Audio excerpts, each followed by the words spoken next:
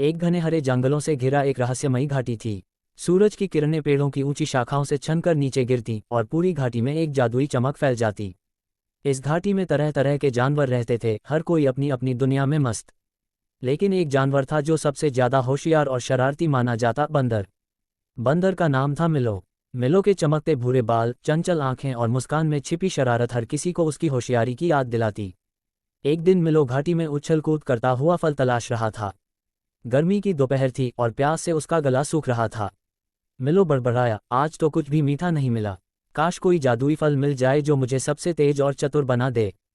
तभी उसे एक ताजगी भरी खुशबू आई। वह फुर्ती से मुड़ा और खुशबू का पीछा करते हुए एक प्राचीन लिपटी हुई पेड़ के पास पहुंचा। यह कोई साधारण पेड़ नहीं था, यह था जादुई सेबों का पेड़, जिसकी अफवाहें पूरे जंगल में फैली थीं, पर किसी ने उसे कभी छुआ नहीं था। पेड़ पर लाल चमकदार सेब लटके हुए थे, उनसे हल्की लाल रोशनी निकल रही थी, जैसे सूरज ने खुद को उनमें छिपा लिया हो। मिलो की आंखें चमक उठीं। वाह, ऐसे सेब तो मैंने सपने में भी नहीं देखे। अगर मैं इन्हें खा लूं तो मैं घाटी का राजा बन जाऊंगा।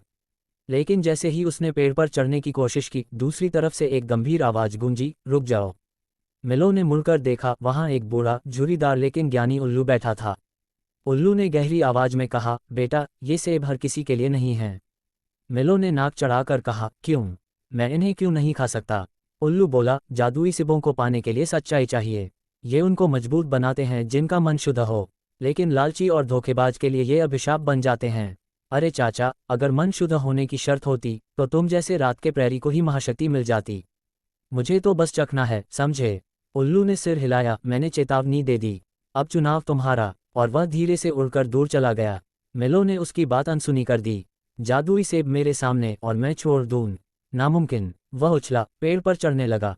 लेकिन पेड़ अचानक हिलने लगा, जैसे जीवित हो उठा हो। तभी एक मधुर जादुई आवाज गूंजी, किसने मेरी शांति भंग की? मिलो डरकर इधर उधर देखने लगा। कौन बोल रहा है? मैं हूं जादुई पेड़। ये सेब लालची के लिए नहीं, सिर्फ सच्चे मन वालों के लिए हैं। मुझे ये सब पता नहीं। मुझे बस सेब चाहिए। क्या तुम इसके फल जानते हो? फल? हाँ, मैं अमर और चतुर हो जाऊंगा। पेड़ की शाखाएं तेजी से हिलीं। तो इन्हें पाने के लिए 3 परीक्षाएं पास करनी होंगी। मिलो खुशी से कूदा, परीक्षाएं? ये तो मेरी विशेषता है। तैयार हो जाओ, पहली परीक्षा आज शाम शुरू होगी। मिलो बोला, मैं तैयार हूं। लेकिन उसे अंदाजा नहीं था कि ये परीक्षाएं सिर्फ बुद्धि की नहीं, बल्कि हृदय की भी होंगी।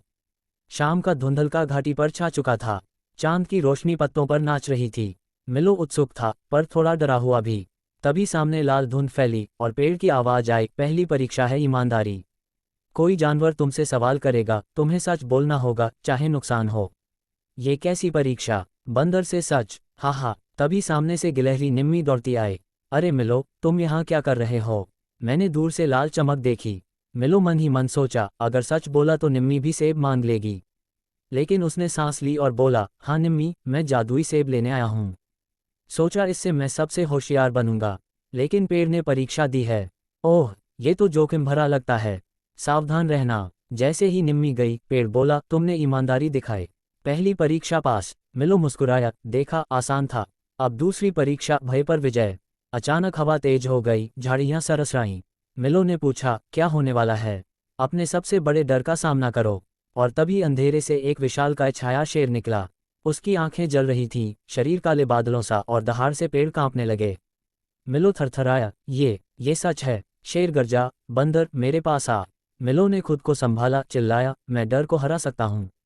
तुम सिर्फ भ्रम हो। शेर रुका, उसका शरीर धुंध में घुल गया और गायब हो गया। पेड़ बोला, शाबाश, दूसरी परीक्षा पास। मिलो ने राहत ली। अब तीसरी और अंतिम परीक्षा करना।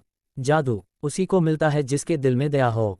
तभी घाटी के किनारे से कोई कराह उठी, बचाओ, मदद करो। मिलो दौड़ा। उसने देखा एक छोटी चिड़िया कांटेदार झाड़ी में फंसी थी, पंख घायल। चिड़िया रो रही थी, दर्द हो रहा है, कोई तो निकालो। मिलो के मन में ख्याल आया, अगर बचाऊंगा तो समय बर्बाद होगा, सेब दूर हो जाएंगे। लेकिन चिड़िया की पीड़ा देख उसका दिल पिघल गया। वह झाड़ी में घुसा, कांटों से खुद घायल हुआ, लेकिन चिड़िया को आज़ाद कर दिया। चिड़िया बोली, धन्यवाद मिलो, तुम सच्चे दोस्त हो। मिलो ने पूछा, उड़ सकती हो? तुम्हारी वजह से हाँ। जैसे ही चिड़िया उड़ी, लाल रोशनी का गोला मिलो के चारों ओर घूमा। पेड़ बोला, तीनों परीक्षाएं पास। तुमने साबित किया कि होशियारी के साथ करुणा भी है। क्या अब सेब खा सकता हूँ? हाँ, लेकिन उनका जादू तुम्हारी सच्ची चाहत देगा, न कि लालच। मिलो पेड़ के पास गया, सेब चमक रहे थे। उसने एक सेब तोड़ा, चबाया। पूरी घाटी लाल रोशनी में नहा गई। पेड़, हवा, सब चमक उठा। रोशनी गायब हुई, मिलो वैसा ही था। क्या कोई शक्ति नहीं? तभी पीछे से आवाजें आईं। निम्मी, चिड़िया, उल्लू और कई जानवर आए। चिड़िया बोली, तुमने मेरी जान बचाई, तुम हीरो हो। निम्मी बोली, तुमने झूठ नहीं बोला, ये बहादुरी है। उल्लू मुस्कुराया, होशियारी तभी सार्थक जब दिल में करुणा हो। मिलो के दिल में खुशी की लहर दौड़ी। वह समझ गया कि असली ताकत जीतने में नहीं, मदद करने में है। पेड़ बोला, जादू ये था कि तुम बदल गए। अब तुम घाटी के सबसे विश्वसनीय और प्रिय बंदर बनोगे। सभी जानवरों ने जश्न मनाया। चिड़िया उड़ती बोली, शरारती बंदर अब दयालु भी बन गया। मिलो बोला, और अब से अपनी होशियारी अच्छे कामों में लगाऊंगा। घाटी रोशनी से जगमगा उठी। पक्षी चहचहाए, पेड़ नाचे और मिलो उस दिन से घाटी का सबसे प्यारा, सबसे बुद्धिमान और सबसे जादुई बंदर बन अरे गया। भाई, लो सुनो नई कहानी। वही देसी मिट्टी की खुशबू, वही आंखों में चमक और वही चुभन जो दिल को लगती है। सोनू 9 साल का था। गांव का नाम था कल्याणपुर। पापा रेड़ी लगाते थे, सुबह 4 बजे से रात 10 बजे तक सब्जी बेचते। माँ पास के 2 घरों में बर्तन मांजती। सोनू 5वीं में पढ़ता था, पर उसकी साइकिल नहीं थी। स्कूल 3 किलोमीटर दूर था। रोज दौड़कर जाता, दौड़कर आता। साथ के बच्चे उसका मजाक उड़ाते, अरे धावक बाबू, ओलंपिक जाएंगे क्या? सोनू हंस देता और कहता, हाँ भाई, पर पहले 10वीं तो पास कर लूं। सोनू का एक सपना था, डॉक्टर बनना। हर रात वो माँ से कहता, माँ, एक दिन मैं इतना बड़ा डॉक्टर बनूंगा कि हमारे गांव में कोई बीमार भी नहीं पड़ेगा। फ्री दवाई दूंगा, फ्री इलाज करूंगा। माँ थकी आवाज में हंसती और कहती, बस बेटा, पहले अपने जूते तो ठीक करवा ले, तलुए दिख रहे हैं। सोनू के जूते सच में फटे थे। आगे का हिस्सा चप्पल बन चुका था। बारिश में कीचड़ भर जाता, पर वो फिर भी दौड़ता। एक दिन स्कूल में प्रधानाध्यापक सर ने ऐलान किया, जो बच्चा जिला स्तर की विज्ञान प्रतियोगिता में प्रथम आएगा, उसे पूरा 10वीं तक का खर्चा सरकार देगी और एक नई साइकिल भी मिलेगी। बजे पापा के साथ रेड़ी लगाने लगा। सब्जी बेचते बेचते ग्राहकों से पुरानी किताबें मांगता। कोई दे देता, कोई हंस देता। शाम को रेड़ी बंद होने के बाद लालटेन की रोशनी में पड़ता। नींद आए तो मुंह पर पानी छिड़क लेता। गांव वाले कहते, ये लड़का पागल हो गया है। प्रतियोगिता का दिन आया। सोनू ने फटे जूतों में ही स्टेज पर प्रोजेक्ट रखा। उसने बांस, प्लास्टिक की बोतल और पुराने पंखे से एक छोटा सा विंड टरबाइन बनाया था। जज साहब हैरान रह गए। सवाल जवाब हुए। सोनू ने एक एक सवाल का जवाब इतनी साफ हिंदी में दिया कि सब चुप हो गए। रिजल्ट का दिन। सारे बच्चे इकट्ठे। माइक पर नाम पुकारा गया। प्रथम स्थान, मास्टर रवि शुक्ला। क्लास में तालियां गूंजी। रवि शुक्ला शहर के बड़े स्कूल से आया था। उसके पिता जिले के बड़े अफसर थे। सोनू ने स्टेज की तरफ देखा। उसका प्रोजेक्ट तो सबसे अच्छा था, सब जानते थे, पर माइक ने उसका नाम नहीं लिया। सोनू चुपचाप बाहर निकला। रास्ते में उसके फटे जूते का तला पूरी तरह निकल गया। वो नंगे पांव ही घर की ओर चल दिया। माँ ने पूछा, क्या हुआ लाल? सोनू ने बस इतना कहा, माँ, लगता है डॉक्टर बनने के लिए जूते भी अमीरों वाले चाहिए। गांव के पुराने दादाजी, जो रिटायर्ड साइंस टीचर थे, सब देख रहे थे। उन्होंने सोनू को बुलाया। बेटा, मैं जज नहीं था, पर मैंने सारे प्रोजेक्ट देखे। तेरा सबसे अच्छा था। सोनू की आंखें भर आईं। तो फिर मेरा नाम क्यों नहीं आया दादाजी? दादाजी ने धीरे से कहा, क्योंकि तेरे पापा के पास विजिटिंग कार्ड नहीं है बेटा। पर याद रख, असली साइंस दिल में होती है, अफसर के बाप में नहीं। दादाजी ने गांव में एक मुकाबला रखा, मेरा बनाया सबसे काम का यंत्र। इनाम, कोई सरकारी इनाम नहीं, बस गांव वाले जो दिल से देना चाहें। सोनू ने फिर वही विंड टरबाइन बनाया, पर इस बार उसने गांव की 4 विधवाओं के घर के लिए छोटी छोटी लाइटें जोड़ दी, जो रात में जलती रहें। जब वो स्टेज पर चला और लाइट जली तो सारी औरतें रो पड़ीं। दादाजी ने कहा, ये रहा हमारा विजेता। इनाम में गांव वालों ने चंदा जोड़ा, एक नई साइकिल, नए जूते और 10वीं तक की सारी किताबें। सोनू जब नई साइकिल पर स्कूल गया तो पूरी क्लास खड़ी हो गई। रवि शुक्ला भी आया और शर्मा गया। बोला, सोनू भाई, मैंने तो बस पापा का नाम इस्तेमाल किया। तू तो सच का हीरो है। 12 साल बाद कल्याणपुर के बाहर एक चमचमाती सफेद एम्बुलेंस रुकी। दरवाजा खुला। नीली कोट, स्टेथोस्कोप गले में डॉक्टर सोनू उतरा। उसके पीछे पूरी एम्बुलेंस भरी थी दवाइयों से। गांव में उसने अपना छोटा सा अस्पताल खोल दिया। नाम रखा, फटे जूते अस्पताल। बोर्ड पर लिखवाया, यहाँ इलाज मुफ्त, बस हिम्मत साथ लाना। लोग पूछते, डॉक्टर साहब, नाम ऐसा क्यों? सोनू मुस्कुराता और कहता, क्योंकि मैं जानता हूँ फटे जूतों में भी इंसान पूरा डॉक्टर बन सकता है, बस रास्ता थोड़ा लंबा होता है। कहानी यही कहती है, सपने जूतों से नहीं जज्बे से पूरे होते हैं, पर अगर एक जोड़ी अच्छे जूते मिल जाएं तो दौड़ना जरा आसान हो जाता है। बहुत समय पहले की बात है, एक छोटा सा गांव था जिसका नाम था मधुपुर। उस गांव में एक गरीब मछुआरा रहता था, नाम था कालू। कालू दिन रात नदी किनारे जाल डालता, मछली पकड़ता और जो थोड़ी बहुत कमाई होती उसी से पत्नी राधा और दो छोटे छोटे बच्चों का पेट पालता। कालू ईमानदार था, मेहनती था, कभी किसी का बुरा नहीं सोचता था, बस अपने नसीब पर रोता रहता था। गांव का सारा मछली का ठेका था सेठ भवानी प्रसाद के पास। सेठ का बड़ा सा जहाज था, बड़ा गोदाम था और सारे मछुआरे उसी के लिए काम करते थे। सुबह सुबह सब नदी पर पहुंचते, सेठ के कहे हुए हिस्से में जाल डालते, पकड़ी हुई मछली सेठ को देते और बदले में सेठ जो मन में आता 4 पैसे फेंक देता। एक सुबह कालू अपनी पत्नी राधा से कहता है, राधा, आज फिर सेठ भवानी प्रसाद ने कहा है कि पुरानी मछलियां गोदाम में सड़ रही हैं, नई मछलियों का दाम गिर गया है, इसलिए आज आधी मजदूरी मिलेगी। बच्चों की किताबें लेनी है, दवा लानी है, अब मैं क्या करूं? राधा आंखों में आंसू भरकर बोली, सेठ से कहो ना कि पूरा हिसाब दो, हर बार कोई ना कोई बहाना। कालू चुपके से सिर हिलाता है और नदी की ओर निकल पड़ता है। संगीत बजता है, धीमी उदासी भरी बांसुरी। नदी किनारे बाकी मछुआरे भी यही बातें कर रहे थे। अरे मंगलवा, पिछले महीने मेरी बीवी को बुखार था, 2 दिन नहीं आया तो सेठ ने पूरी आधी मजदूरी काट ली। शाम को सेठ के पास हिसाब लेने गए। सेठ भवानी प्रसाद मोटा सा कुर्सी पर बैठा बीड़ी फूंक रहा था। सेठ जी, आज की मजदूरी दे दो।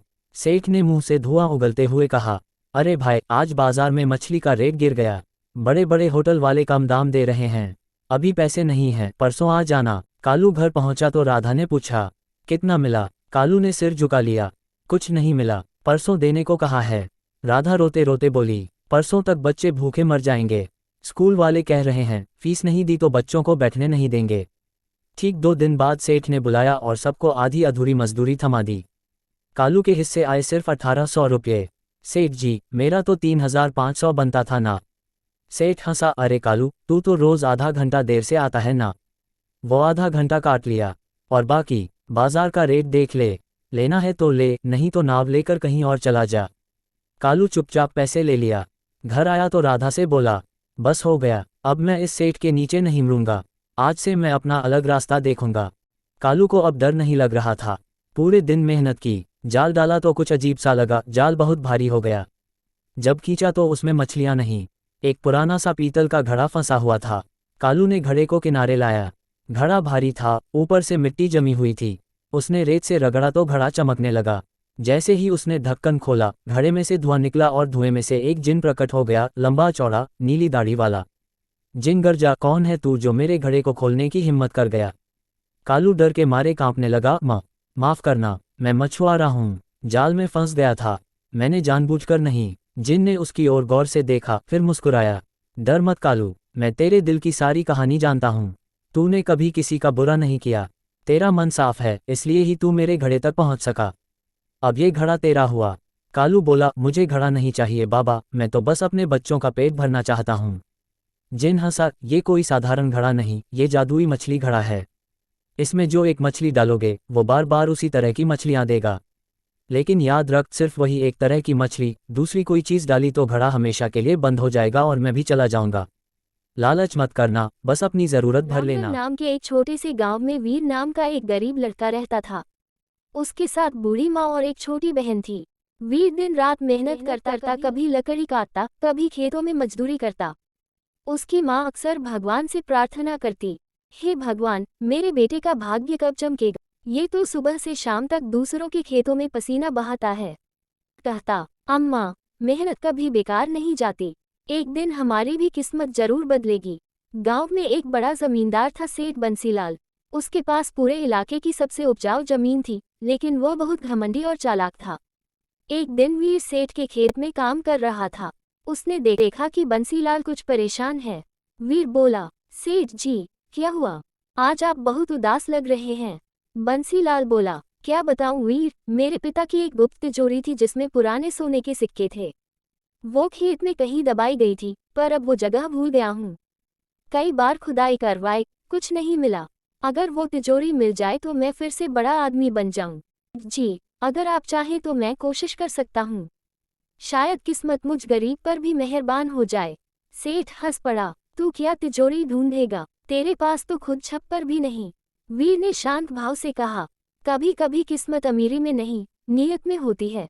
बंसीलाल ने मजाक में कहा। ठीक है, ढूंढ ले। अगर तिजोरी मिल गई तो उसका आधा हिस्सा तेरा होगा। वीर ने अगले दिन खुदाई शुरू की। 3 दिन बीते पर कुछ नहीं मिला। गांव वाले हंसने लगे। देखो गरीब वीर को तिजोरी ढूंढने निकला है। पर वीर ने हार नहीं मानी। चौथे दिन जब उसने मिट्टी में गहराई तक फावड़ा मारा तो एक पुराना लोहे का संदूक निकला। बंसीलाल दौड़ता हुआ आया। अरे, ये तो वही संदूक है। इसमें तो मेरे पिता का खजाना होगा। तिजोरी खोली गई पर उसमें सोने की जगह एक चिट्ठी निकली। उस पर लिखा था, जो मेहनत करेगा असली खजाना उसी को मिलेगा। बंसीलाल को गुस्सा आ गया। ये क्या मजाक है? वीर बोला। सेठ जी, शायद यही सच्चाई है। सोना मिट्टी में दब सकता है पर मेहनत का फल नहीं। सेठ ने लालच में कहा। अब ये तिजोरी मेरी है, समझे? वीर मुस्कुराकर बोला। सेठ जी, आपने कहा था आधा मेरा होगा। बंसीलाल ने गुस्से में वीर को खेत से भगा दिया। लेकिन रात को जब बंसीलाल सो रहा था तभी खेत में से खुदाई की जगह से चमकती रोशनी निकलने लगी। अगली सुबह गांव वाले पहुंचे। उस जगह एक और तिजोरी थी जो वीर की बनाई झोपड़ी के पास निकली थी। इस बार अंदर सोने के सिक्के सच में थे। गांव वाले बोले, सच्चा इंसान भगवान का प्रिय होता है। असली खजाना तो वीर को मिलना ही था। बंसीलाल शर्म से सिर झुका लिया। वीर, मैं लालच में अंधा हो गया था। ये सोना तुम्हारा है। तूने मुझे सिखाया कि दौलत से बड़ी इज्जत होती है। वीर ने कहा। सेठ जी, मुझे बस इतना सोना चाहिए जिससे मैं अपनी माँ का इलाज करा सकूं। बाकी आप रख लीजिए। सेठ की आंखों में आंसू आ गए। नहीं वीर, अब से ये खेत, ये जमीन सब तुम्हारे हैं। उस दिन गांव ने पहली बार देखा कि एक गरीब मजदूर अपनी सच्चाई और मेहनत से मालिक बन गया। वीर ने कहा, जिसके पास मेहनत और सच्ची नीयत हो उसके लिए भगवान खुद रास्ता बना ये देता कहानी है। है बस्तीपुर गांव की, जहां रहता था रामप्रसाद, एक साधारण मजदूर। रामप्रसाद की छोटी सी दुनिया में थी उसकी पत्नी लक्ष्मी और 10 साल का बेटा सोनू। तीनों किराए के एक कमरे में हंसते खेलते रहते थे। रामप्रसाद दिन रात मजदूरी करता, ईंट गरा उठाता ताकि सोनू अच्छे स्कूल में पढ़ सके।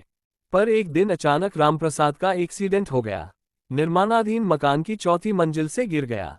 डॉक्टर ने कहा रीढ़ की हड्डी टूट गई है, जिंदगी भर चलने फिरने में दिक्कत रहेगी। रामप्रसाद बिस्तर पर पड़ गया। अब ना मजदूरी न कमाई, घर का चूल्हा बुझने की कगार पर था। लक्ष्मी रोते रोते रामप्रसाद के पास बैठी और बोली, तुम चिंता मत करो, अब मैं घर चलाऊंगी। लक्ष्मी ने आंसू पोंछे और मुस्कुराकर बोली, अब रखूंगी। सोनू को डॉक्टर बनाना है ना, मैं उसका सपना पूरा करके रहूंगी। अगले दिन से लक्ष्मी ने कमाल कर दिखाया। सुबह 4 बजे उठती, गांव की दुकानों में बर्तन साफ करती, लोगों के घर कपड़े धोती, फिर दोपहर में गांव के बाहर वाली फैक्ट्री में मजदूरी करने जाती जहां पुरुष भी थककर चूर हो जाते थे। भारी भारी बोरे उठाती, पसीना बहाती, लेकिन मुंह से एक शिकायत नहीं। शाम को थकी हारी लौटती तो पहले रामप्रसाद का मालिश करती, दवा पिलाती, फिर सोनू को पढ़ाती। सोनू कहता, माँ तुम आराम कर लो, मैं खुद पढ़ लूंगा। एक दिन सोनू स्कूल से रोते हुए आया। माँ, टीचर ने कहा अगले महीने 15,000 फीस नहीं भरी तो मेरा नाम काट देंगे। लक्ष्मी चुप हो गई। उसने सारी गुल्लक तोड़ी, सिर्फ 3,200 रुपये निकले। उस रात वह सो नहीं पाई। अगली सुबह वह गांव के साहूकार के पास गई। साहूकार ने मुस्कुराकर कहा, पैसा दूंगा लेकिन सूद दोगुना लगेगा। नहीं चुकाया तो घर बेचना पड़ेगा। लक्ष्मी ने बिना सोचे हामी भर दी। पैसे लेकर आई, फीस भरी। सोनू फिर स्कूल गया। एक दिन लक्ष्मी बीमार पड़ गई, तेज बुखार। रामप्रसाद बिस्तर पर पड़े पड़े रोने लगे, मैंने इसे मार डाला, मेरे कारण ये सब सह रही है। तब सोनू, जो अब 15 साल का हो चुका था, चुपके से घर से निकला। उसने फैक्ट्री में रात की शिफ्ट ज्वाइन कर ली। दिन में स्कूल, रात में मजदूरी। माँ को पता न चले इसलिए चुपके से काम करता।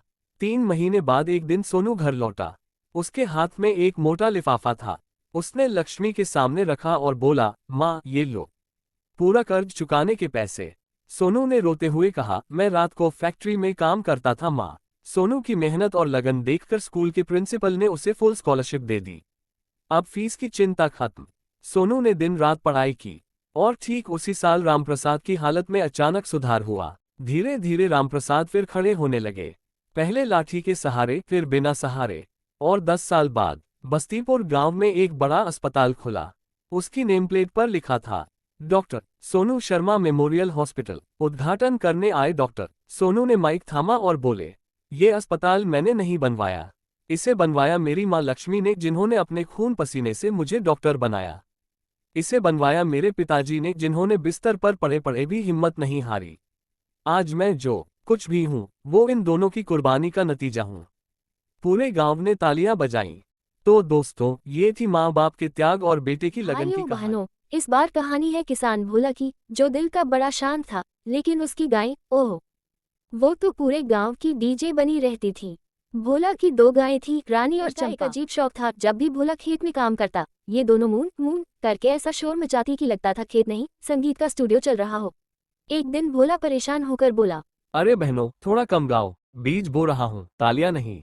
लेकिन ये गाय थी कि मानती ही नहीं थी। गांव वाले भी तंग आ गए। किसी ने मजाक में कह दिया, भोला, तू इनका म्यूजिक शो करवा दे, शायद खुश होकर चुप हो जाएं। चलो कोशिश करके देखता हूँ। उसने अगले दिन गांव के चौपाल में मंच बना दिया, गायों को फूलों से सजाया, गले में रंगीन घंटियां बांध दी। गांव वाले इकट्ठा हो गए, बच्चे उत्साह से उछल रहे थे। रानी चलो बेटियों, शुरू हो जाओ। वाह, निकाली।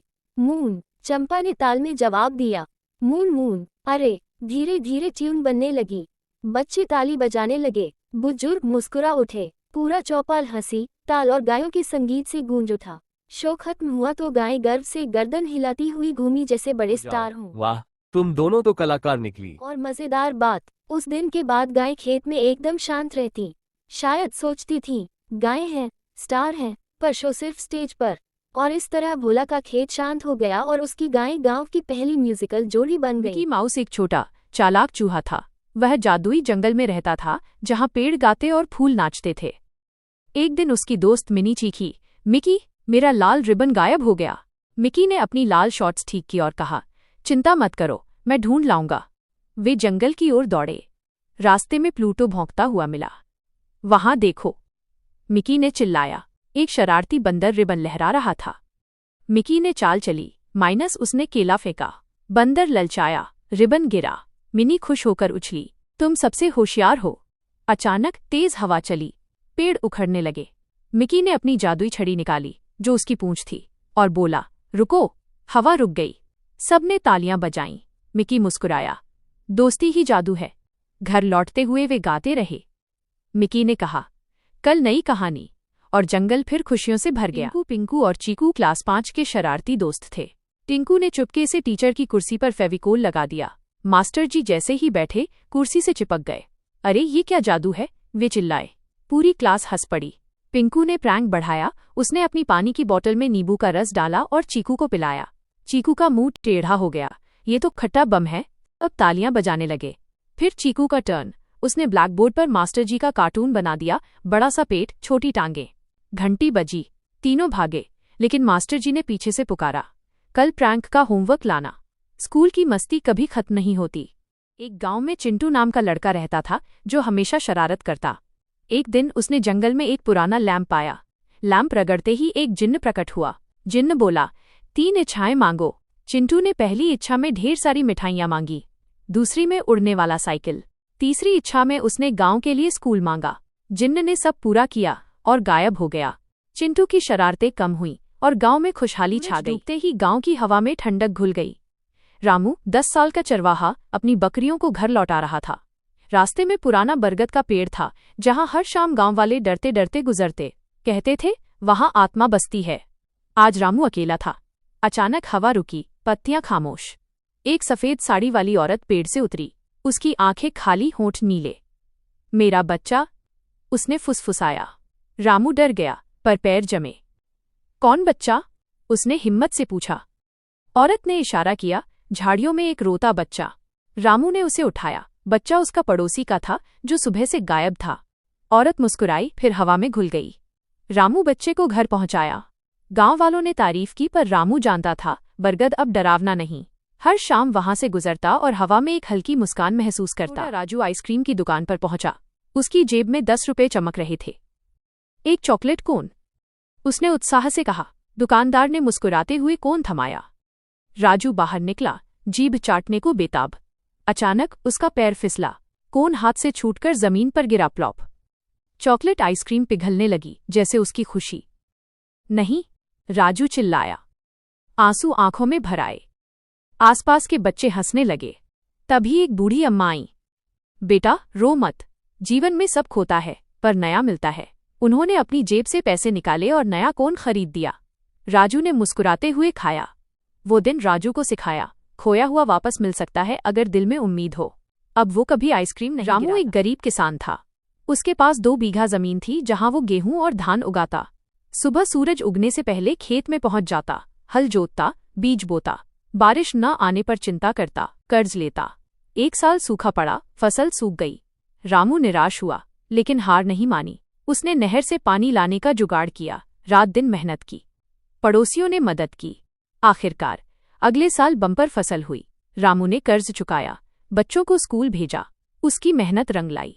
गांव वाले कहते, रामू की तरह लगन से काम करो तो मुश्किलें भी हार मानती हैं। रामू मुस्कुराता, कहता, धरती माँ कभी धोखा नहीं देती, बस इंसान को विश्वास रखना चाहिए। एक बार जंगल में चींटी और हाथी दोस्त बने। चींटी छोटी पर चतुर थी, हाथी विशाल पर भोला। एक दिन नदी में बाढ़ आई। हाथी डर गया, पर चींटी ने कहा, मेरे पीछे आओ। उसने पेड़ की टहनी पकड़ी और हाथी को रास्ता दिखाया। हाथी ने चींटी को पीठ पर बिठाया और दोनों सुरक्षित निकल गए। हाथी ने कहा, तुम छोटी पर ताकतवर। चींटी मुस्कुराई, दोस्ती में साइज नहीं, दिल मायने रखता है। दोनों हंसे और जंगल में नई कहानी शुरू। रात के अंधेरे में शहर की गलियों में एक रहस्यमयी हीरो घूमता है, माइनस मास्क वाला। काला मास्क, लाल केप और चमकती आंखें। उसका नाम कोई नहीं जानता, पर हर गुनहगार कांपता है। एक रात बैंक लूटने वाले डाकू शहर में घुसे। लोग डरे, पुलिस बेबस। तभी छत से उतरा मास्क वाला। उसने अपनी जादुई रस्सी से डाकुओं को बांधा, दीवार फांदी और एक झटके में लूट का माल वापस लिया। न्याय की जीत होगी, उसने गर्जना की। लोगों ने तालियां बजाईं, बच्चे चिल्लाए, मास्क वाला। पर सुबह होते ही वो गायब। कोई नहीं जानता वो कौन है। माइनस शायद तुम्हारा पड़ोसी, शायद टीचर, या तुम। मास्क वाला लौटेगा जब भी अन्याय होगा। जादुई चिराग की कहानी। एक गरीब लकड़हारा जंगल में लकड़ी काट रहा था। अचानक उसे पुराना चिराग मिला। उसे रगड़ा तो उसमें से धुएं का जिन्न निकला। मालिक, 3 मनोकामनाएं मांगो। जिन्न बोला। लकड़हारे ने कहा, पहली, ढेर सारा सोना। खजाना आ गया। दूसरी, सुंदर महल। महल चमक उठा। तीसरी, दुनिया की सबसे खूबसूरत राजकुमारी। राजकुमारी हाजिर। लेकिन जिन्न ने शर्त रखी, हर रात मुझे सोने दो। लकड़हारा डर गया। आखिरकार उसने चिराग फेंक दिया। जिन्न गायब, सब कुछ खो गया। पर लकड़हारा खुश था। असली खुशी मेहनत में है। एक बार एक चालाक बंदर जंगल में घूम रहा था। उसने देखा, एक शेर सो रहा है और उसके पास सोने का मुकुट पड़ा है। बंदर ने सोचा, ये मेरा हो। उसने चुपके से मुकुट उठाया और भागा। शेर जागा, गर्जना की, कौन चोर? बंदर पेड़ पर चढ़ गया। शेर चिल्लाया, नीचे आ। बंदर ने मुकुट फेंका और कहा, ले लो, लेकिन मैंने तुम्हें जगाया। शेर हंसा। चाला नाम के रंगीन कार्टून टाउन में शरारती जुड़वां बच्चे टिम और टिया ने एक स्लाइड प्रैंक की योजना बनाई। उन्होंने पार्क की विशाल स्लाइड पर साबुन लगा दिया ताकि सब फिसलकर हंसें। लेकिन जब मेयर बम्बल खुद स्लाइड पर चढ़े तो वे बेकाबू होकर जोर से नीचे फिसले और सीधे पाई की गाड़ी में जा गिरे। पूरे शहर में ठहाके गूंज उठे। पाई उड़ने लगी और क्रीम से लथपथ मेयर बम्बल खुद भी हंस पड़े। टिम और टिया पकड़े गए और अब उन्हें पूरा गड़बड़ साफ करना पड़ा। एक ऐसा गांव था जहां सर्दी हो या गर्मी, हर घर में सुबह 5 बजे से नहाने की धूम मच जाती थी। और इस परंपरा की सबसे बलि चढ़ रही थी गांव की सारी बहुएं। सुबह 4:30 बजे कोहरे में लिपटा पूरा गांव सोया हुआ था, पर शालिनी की रसोई में चूल्हा जल चुका था। वो गुस्से में चाय बना रही थी और बड़बड़ा भी रही थी। पता नहीं इन लोगों को क्या सनक चढ़ी है। बाहर बर्फ जम रही है और इन्हें ठंडे पानी से नहाना है। अरे कोई एक दिन भी गर्म पानी से नहा ले तो क्या आसमान टूट पड़ेगा। हम बहुएं तो रोज मर रही हैं निमोनिया बनकर। शालिनी ने चाय बनाई, सबको जगाया। चलो चलो उठो, नहाने का टाइम हो गया। आज तो खास ठंड है, जल्दी नहा लो वरना बीमार पड़ जाओगे, सासू माँ ने प्यार से कहा। शालिनी मन ही मन बोली, हमें तो पहले से ही बीमार कर रखा है आपने। सब नहाने चले गए। पुरुष बाहर बने हैंडपंप पर, औरतें घर के अंदर बने पुराने बाथरूम में। पर बहुएं, उन्हें भी बाहर ही भेजा जाता था। लड़कियां कमजोर नहीं होती, ठंडा पानी पी पी कर हमारी दादी ने 100 साल जिए। शालिनी, प्रिया, रेशमा, काव्या और नई आयनिशा, 5 एक साथ बाहर लाइन में लगी थीं। कोहरा इतना कि सामने का आदमी भी नहीं दिख रहा। पानी तो ऐसा कि बाल्टी में हाथ डालते ही झंझना जाता। शालिनी ने दांत किटकिटाते हुए कहा, एक दिन तो मेरी आत्मा यही जम जाएगी। प्रिया बोली, मेरी तो पहले ही जम चुकी है, बस शरीर घसीट रही हूँ। नहाने के बाद सब लौटे। सबके सब तौलिया लपेटे, नाक लाल, होंठ नीले, पर मुंह से एक ही बात, वाह क्या ताजगी है आज, शरीर में जान आ गई। बहुएं एक दूसरे को देखकर बस मुस्कुरा दी, वो मुस्कान जिसमें लिखा था, ये लोग पक्का पागल हैं। धीरे धीरे सर्दी बढ़ती गई। खांसी, जुकाम, बुखार, बहुओं की हालत खराब होने लगी। पर परंपरा तो परंपरा है। एक दिन निशा, जो अभी 15 दिन पहले ही ब्याह कर आई थी, सुबह उठी तो उसका गला पूरी तरह बैठ चुका था। आवाज नहीं निकल रही थी। सास ने फिर भी कहा, कोई बात नहीं बेटा, ठंडे पानी से नहा ले, गला खुल जाएगा। निशा ने आंखें फाड़कर देखा, मानो कह रही हो, मां जी, गला खुलने से पहले मेरी सांसें ही बंद हो जाएंगी। फिर भी नहाकर आई, लौटी तो रोने लगी। शालिनी ने चुपके से सबको इकट्ठा किया, बहनों, अब बहुत हो गया, हमें कुछ करना होगा, वरना हम सब बीमार पड़कर मर जाएंगी और ये लोग कहेंगे, देखो ठंडे पानी से नहाने की आदत नहीं थी इसलिए गईं। पहला प्लान, बहिष्कार। सबने फैसला किया कि एक दिन सब बहुएं नहाने से मना कर देंगी। अगली सुबह सासें चिल्लाईं, चलो बेटियों, नहाने चलो। पांचों बहुएं एक साथ बोलीं, नहीं मां जी, आज हम नहीं नहाएंगी नहीं। गांव में हड़कंप मच गया।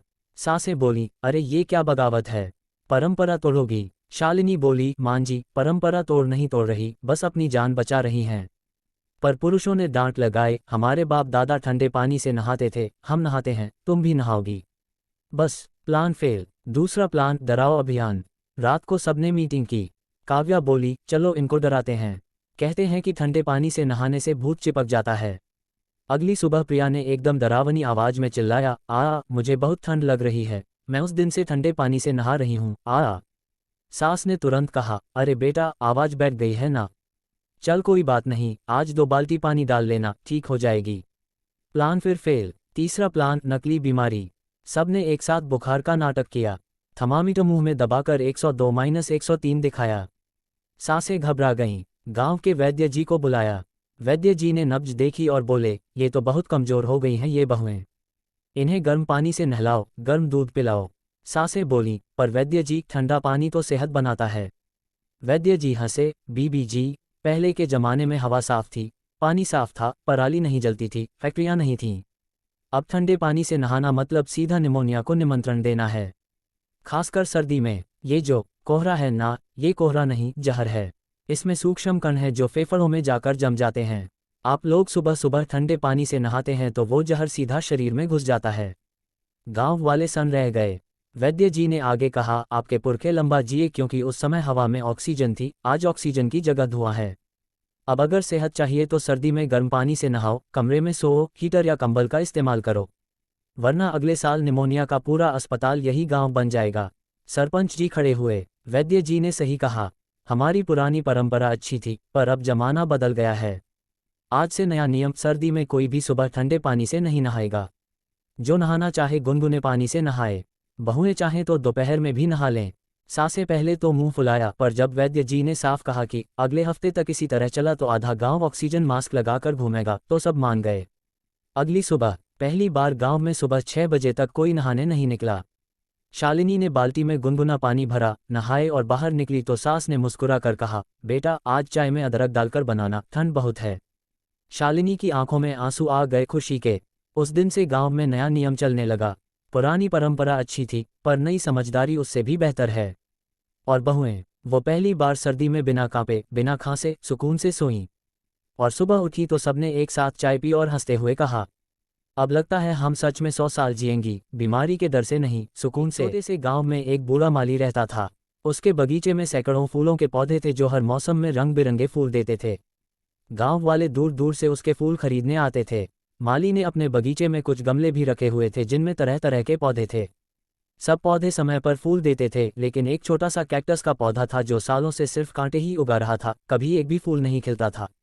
माली को बहुत गुस्सा आया।